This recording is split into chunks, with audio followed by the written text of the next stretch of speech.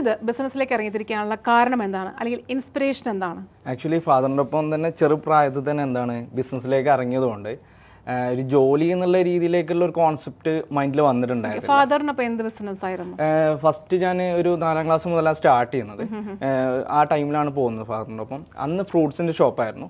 പക്ഷെ അന്ന് ഏകദേശം 9-ലെത്തിയപ്പോൾ നമ്മളൊരു ഇലക്ട്രോണിക് ആൻഡ് ഫർണിച്ചർ ബിസിനസ്സിലേക്ക് മൂവ് ചെയ്തു. കാരണം അതിലും നല്ല രീതിയിൽ ലോസ് വന്നതുകൊണ്ട് നാട്ടിൽ തന്നെയായിരുന്നു ബിസിനസ്. നാട്ടിൽ തന്നെ കാളികാവ് തന്നെയായിരുന്നു. പിന്നീട് ഞാൻ അതിൽ നിന്നായിരുന്നു ഡെവലപ്പ് ചെയ്ത് അവിടുന്നാണ് കൂടുതൽ കാര്യങ്ങൾ പഠിക്കാനും അവിടുന്ന് ഡെവലപ്പ് ചെയ്ത് വരണം എന്നുള്ളൊരു ചിന്താഗതിയിൽ എത്തിയത്.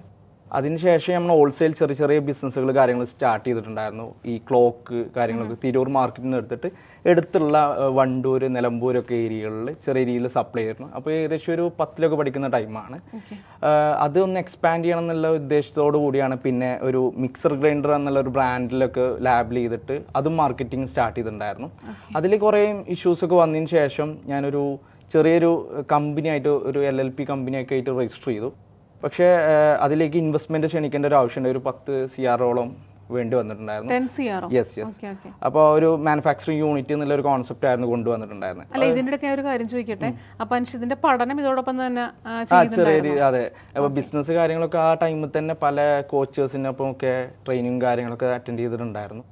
സ്കൂളുകൾ ചില ടൈമിൽ ഞാൻ മാറിയിട്ടുണ്ടായിരുന്നു. സ്കൂളുകൾ ഒരു ഈവനിങ് ശേഷം ക്ലോസ് ചെയ്യുന്ന സ്കൂളിലേക്കൊക്കെ മാറിയിട്ട് ചെയ്തിട്ടുണ്ട്. കാരണം ബിസിനസിന്റെ ക്ലാസ്സുകൾ അറ്റൻഡ് ചെയ്യാൻ പോകാൻ വേണ്ടിയിട്ട് ആ രീതിയിലേക്ക് +2 ഒക്കെ ഞാൻ അങ്ങനെ മാറിയിട്ടായിരുന്നു ചെയ്തിട്ടുണ്ടായിരുന്നത്. അപ്പോൾ 21 വയസ്സിൽ സംരംഭകനായി എന്ന് പറയുമ്പോൾ തീർച്ചയായിട്ടും അവർക്ക് ഒരു ഡൗട്ട് ഉണ്ടാവും, ഡിഗ്രി എന്താണെന്ന്. അപ്പോൾ ഡിഗ്രി എങ്ങനെയാണ് പഠിച്ചിരുന്നോ അതോ?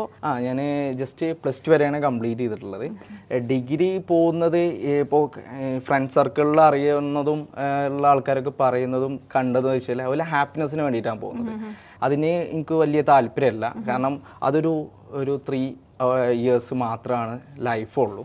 പക്ഷേ ആ 3 ഇയേഴ്സ് നല്ല രീതിയിൽ ആ ഒരു ടൈമിലൊക്കെ നല്ല രീതിയിൽ സ്ട്രഗിളിലായിരുന്നു. പക്ഷേ ഇപ്പോൾ ഒരു ടൈം ആയതുകൊണ്ട്, കാരണം ഇപ്പോൾ അവർ സ്ട്രഗിളിലാണെങ്കിലും ഇപ്പോൾ കറണ്ട്ലി നമുക്ക് എന്താണ് ആ ഒരു ടൈം മാറിയപ്പോൾ നല്ല രീതിയിലേക്കുള്ള ഒരു മെച്ചപ്പെട്ട ഒരു ലൈഫിലേക്ക് നമ്മൾ ചെറിയ രീതിയിലെങ്കിലും സ്റ്റെപ്പ് വെക്കാൻ പറ്റിയിട്ടുണ്ട്. അതായത് നോർമലി ഒരു +2 കഴിഞ്ഞിട്ടുണ്ടെങ്കിൽ ഡിഗ്രിയിലേക്ക് പോകാമെന്ന് പറയുമ്പോൾ പല യുവാക്കളുടെയും യുവതികളുടെയും ആഗ്രഹം എന്ന് പറഞ്ഞാൽ കോളേജ് ലൈഫ് അടിച്ചു പൊളിക്കണം എന്നൊക്കെ ആയിരിക്കും അല്ലേ? പക്ഷെ ആ ഒരു ആഗ്രഹം മാറ്റി വെച്ചുകൊണ്ട് ഈ ഒരു ഫീൽഡിലേക്ക് ഇറങ്ങിത്തിരിക്കുമ്പോൾ തീർച്ചയായിട്ടും ഉണ്ടാവുന്ന അടുത്ത വെല്ലുവിളി എന്ന് പറയുന്നത് കുടുംബമായിരിക്കും. അപ്പോൾ കുടുംബം അതിന് സപ്പോർട്ട് ചെയ്തു ഈ ഒരു ബിസിനസ്സിലേക്ക് ഇറങ്ങിത്തിരിക്കുക, അല്ലെങ്കിൽ മോൻ ഡിഗ്രി പഠിച്ചില്ലെങ്കിലും കുഴപ്പമില്ല എന്ന് അവർക്കൊരു ട്രസ്റ്റ് വരണം എന്നുണ്ടെങ്കിൽ എന്തായിരിക്കും കാരണം? ഉമ്മാക്കായിരുന്നു ഭയങ്കരമായിട്ടുള്ള ഒരു ഇതുണ്ടായിരുന്നു, ഡിഗ്രി പോകണം കാര്യങ്ങളൊക്കെ ഉണ്ടായിരുന്നു. പക്ഷേ അതിൻ്റെ മുന്നേ കൺവിൻസ് ചെയ്തെടുക്കാൻ കുറച്ച് ബുദ്ധിമുട്ടെങ്കിലും ഞാൻ അതിൽ നിന്ന് വിട്ടു നിന്നിട്ടുണ്ടായിരുന്നില്ല. അവരോ കൺവിൻസ് ചെയ്തെടുത്തു, ചെയ്യുക എന്നുള്ള രീതിയിലേക്ക് പോയി. അപ്പോഴും ഫെയിലാണ്.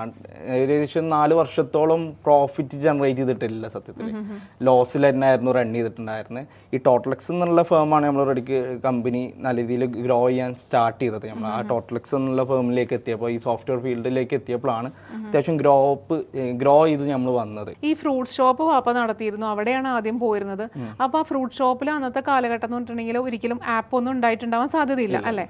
അപ്പോൾ അങ്ങനത്തെ ആ ഒരു സ്റ്റേജിൽ നിന്നും ഈ ആപ്പിലേക്ക് എങ്ങനെയാണ് അൻഷിത് എത്തിയത്? ആക്ച്വലി അത് 9th പഠിക്കുന്ന ടൈമിൽ ഈ ഒരു ഷോപ്പ് നിർത്തി. കാരണം ഒരു 10 ലക്ഷത്തിൻ്റെ അടുത്തോളം ഫാദറിന് ലോസ് വന്നിട്ടുണ്ടായിരുന്നു അതിൽ.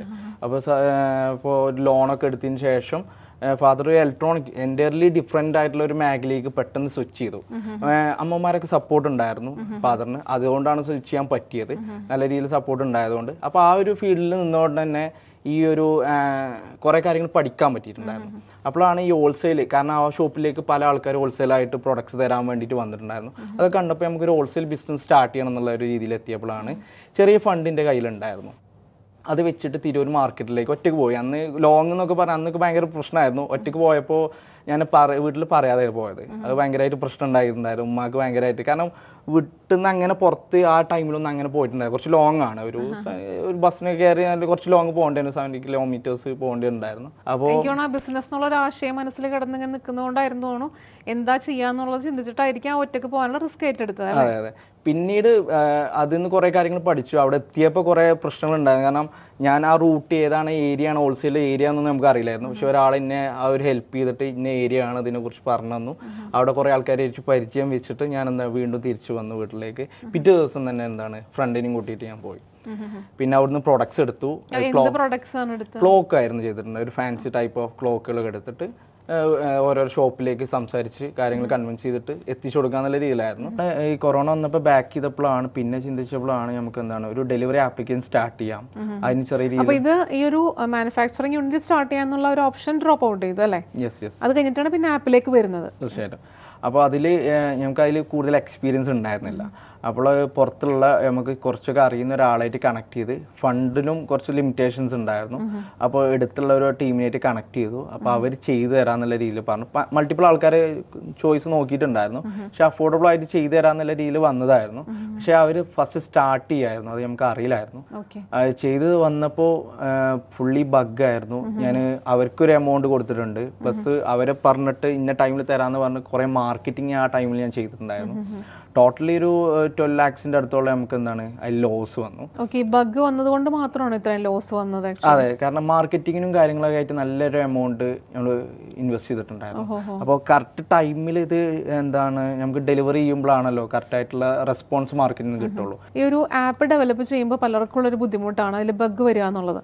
അപ്പോൾ എന്തുകൊണ്ടാണ് ഈ ബഗ്സ് വരുന്നത്? ഈ ബഗ്സിനെ ക്ലിയർ ചെയ്യാനായിട്ട് പറ്റാത്തത് എന്തുകൊണ്ടാണെന്നുള്ളതാണ് അൻഷിതിന്റെ ഒരു വ്യൂ.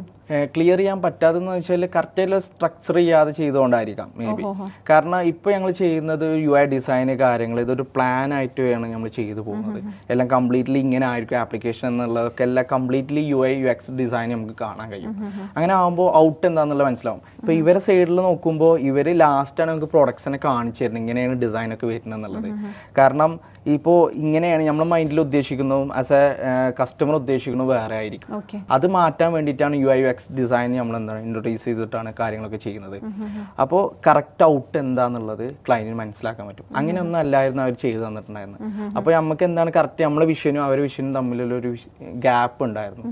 അപ്പോൾ അതൊക്കെ നമ്മൾ ഇപ്പോൾ ഇവിടെ സോൾവ് ചെയ്തിട്ടാണ് കാര്യങ്ങളൊക്കെ ചെയ്തു പോകുന്നത്. ഡെവലപ്മെന്റിൽ ബഗ് വരുന്നത് സ്ട്രക്ചറില്ലായ്മ, അതുപോലെ തന്നെ ഫ്രഷേഴ്സിനെ കൊണ്ട് ചെയ്യുന്നത്, പിന്നെ അതുപോലെ തന്നെ ഇപ്പം ഒരു കോൺഫിഡൻസ് ഇല്ലാത്ത ആൾക്കാരാണെന്നുണ്ടെങ്കിൽ ഈ ഒരു ഡെവലപ്മെന്റ് ഏരിയയിലേക്ക് വരാൻ കഴിയും. കാരണം ദിനം പ്രതി ഇതിന് ബഗ്ഗുകൾ കാര്യങ്ങൾ വരുന്നതാണ്. ഇത് ഫിക്സ് ചെയ്യാനും കോംപ്ലിക്കേറ്റഡ് ആയിട്ടുള്ള കാര്യങ്ങൾ ഫിക്സ് ചെയ്യാനൊക്കെ ഉള്ള കഴിവുള്ള ആൾക്കാരാവണം ഡെവലപ്മെന്റിൽ വരുന്നത്. ഇപ്പോൾ ഒരു ആപ്പ് നമ്മൾ ഡിസൈൻ ചെയ്തു ഡെവലപ്പ് ചെയ്തിട്ട് അതിലൊരു ബഗ് ഉണ്ടായിട്ടുണ്ടെങ്കിൽ അത് ക്ലിയർ ഔട്ട് ചെയ്തിട്ടുണ്ടെങ്കിൽ പിന്നെ വേറെ ബഗ് വരാൻ ചാൻസ് ഉണ്ടോ? അല്ലെങ്കിൽ നമുക്കത് അതിൽ നിന്ന് രക്ഷപ്പെടാനായിട്ട് എന്തെങ്കിലും ഒരു പെർമനന്റ് സൊല്യൂഷൻ നമുക്ക് ആക്ച്വലി വരുന്നുണ്ടോ? അത് സ്ട്രക്ചർ ചെയ്യുന്നതിനനുസരിച്ചാണ്. ഇപ്പോൾ പല ആൾക്കാർ നമ്മളായിട്ട് വരാറുണ്ട് വേറെ ടീമിനായിട്ട് ചെയ്തിട്ട് സ്ട്രക്ചർ ഇല്ലാത്തത് കൊണ്ടുള്ള കുറേ പ്രശ്നങ്ങളുണ്ട്. ചില ആൾക്കാർ സർവറിലൊക്കെ കുറച്ച് പേർക്ക് ഹാൻഡിൽ ചെയ്യാൻ പറ്റുന്ന രീതിയിലൊക്കെ ആയിരിക്കും സ്ട്രക്ചർ ചെയ്തിട്ടുണ്ടാവില്ല. ഇപ്പൊ നമ്മൾ ചെയ്യുമ്പോൾ എന്ന് വെച്ചാൽ ബൾക്ക് ആയിട്ടുള്ള ആൾക്കാർ വന്നാൽ പോലും ഹാൻഡിൽ ചെയ്യാൻ പറ്റുന്ന രീതിയിലായിരിക്കും ബേസ്മെന്റ് ഒക്കെ ഫൗണ്ടേഷൻ ചെയ്ത് പോവാം. അങ്ങനെ ആകുമ്പോൾ നമുക്ക് എന്താണ് ഹ്യൂജ് പ്ലാനിലായിരിക്കും എല്ലാ ബിസിനസ്സുകാരും വരിക. ആ ഒരു മൊമെന്റ് തന്നെയാണ് കീപ്പപ്പ് ചെയ്ത് പോകുന്നത്. പിന്നെ ബഗ് വരാനുള്ള ചാൻസസ് എന്ന് പറയുന്നത് പല ആൾക്കാരും സ്ക്രാച്ച് നല്ല ബിൽഡ് ചെയ്യാം. ഇവർ ഔട്ട്സോഴ്സ് ചെയ്ത് ഏതെങ്കിലും പർച്ചേസ് ചെയ്തിട്ടോ ക്രാക്ക് ചെയ്തിട്ടോ അത് യൂസ് ചെയ്യും. അത് വേറൊരാൾ ഉണ്ടാക്കിയ കോഡ് ബേസ് ആണ്. അതൊരിക്കലും നമ്മൾ ചെയ്യുമ്പോൾ ഒരു ഫോർമാറ്റ് ഒക്കെ അതിൽ കൊടുത്തിട്ടുണ്ടാവും. പർച്ചേസ് ചെയ്യുന്നില്ല ഡോക്യുമെന്റേഷൻ ഒക്കെ ഉണ്ടാവും. പക്ഷെ അത് വെച്ചിട്ടായിരിക്കും ഇവർ ചെയ്യുക. അൽഗോരിതം ഫ്ലോ ചാർട്ട് പോലത്തെ ഒരു സംഭവമാണോ ഉദ്ദേശിക്കുന്നത്? അതെ, കാരണം ഇതൊരു ഫ്ലോ ചാർട്ടും കാര്യങ്ങളൊക്കെ ഉണ്ടാവും. ഇന്നത് കാര്യങ്ങളൊക്കെ ഇങ്ങനെയൊക്കെയാണ് ചെയ്യേണ്ടതെന്ന് പറഞ്ഞിട്ട് ഒരു ഔട്ട് എടുക്കാൻ പറ്റുന്ന രീതിയിൽ. നാളെ ഒരു അപ്ഡേറ്റ് പറയുമ്പോൾ ഇവരെ കൊണ്ട് ചെയ്യാൻ കഴിയൂല. അങ്ങനത്തെ കുറെ പ്രശ്നം. കാരണം ഒരാൾ ചെയ്തൊരു കോഡ് ലാംഗ്വേജ് വേറെ ആൾക്ക് ചെയ്യാൻ ഭയങ്കര ബുദ്ധിമുട്ടാണ്. അപ്പൊ കമ്പനികൾക്ക് ആസ് എ കമ്പനി ആയിട്ട് ചെയ്യുമ്പോൾ അതൊരു സ്റ്റാൻഡേർഡ് ഫോർമാറ്റിലാണ് നമ്മളൊക്കെ ഫോളോ അപ്പ് ചെയ്ത് പോകുന്നത്. കാരണം അതല്ലെങ്കിൽ ഒരു ഫ്രീലാൻസേഴ്സിന് ഒരു കമ്പനി ഒരിക്കലും ഒരു പ്രൊഡക്ട്സ് കൊടുക്കൂല, അത് ചെയ്യാൻ കൊടുക്കൂല. കാരണം എന്താ വെച്ചാൽ ഫ്രീലാൻസേഴ്സ് നാളെ ഒരു ജോലി കിട്ടിക്കഴിഞ്ഞാൽ പോകും. കമ്പനീസ് അവിടെ തന്നെ നിലനിൽക്കും. കാരണം കമ്പനിക്ക് ഒരു ഫ്ലോ ഉണ്ടാവും. കാരണം എങ്ങനെയാണ് ഇത് ചെയ്ത് പോകേണ്ടത്, സ്ട്രക്ചർ കാര്യങ്ങളൊക്കെ ഉണ്ടാവും. അതിനെ ബേസ് ചെയ്തിട്ടാണ് നമ്മളെല്ലാം ഡെവലപ്പ് ചെയ്ത് പോകുന്നത്. അപ്പോൾ ആ ക്വാളിറ്റി 110% നമ്മൾ ഗ്യാരണ്ടിയോട് കൂടി തന്നെ കൊടുക്കുന്നുണ്ട്.